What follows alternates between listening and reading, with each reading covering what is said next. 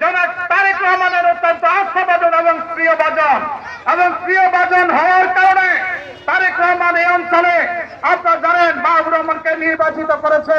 বাবুর রহমান কার প্রার্থী? বাবুর রহমান আমাদের তারেক রহমানের প্রার্থী।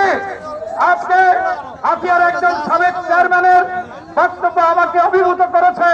তিনি বলেছেন আমরা দল মতের ঊর্ধ্বে উঠে আমরা মাহবুব রহমান শামীমের পক্ষে আমরা ঐক্যবদ্ধ হয়েছি।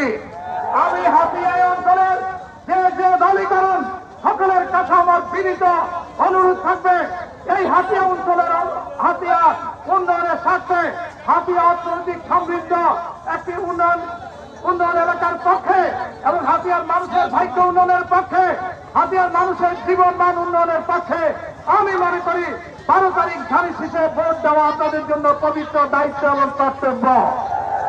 এবং আপনারা বারবার হাত তুলে সে অঙ্গীকার এবং প্রত্যয় ব্যক্ত করেছেন। আমি আপনাদেরকে শুধু একটা কথা বলতে চাই, আমাদের মাননীয় ভারপ্রাপ্ত চেয়ারম্যান জনাব তারেক রহমানের সাথে মাহবুব রহমানের সাথে প্রতিনিয়ত সাংগঠনিক বিষয়ে কথাবার্তা হয় এবং তারেক রহমান নিজে পছন্দ করে এই অঞ্চলে তাকে প্রার্থী দিয়েছেন।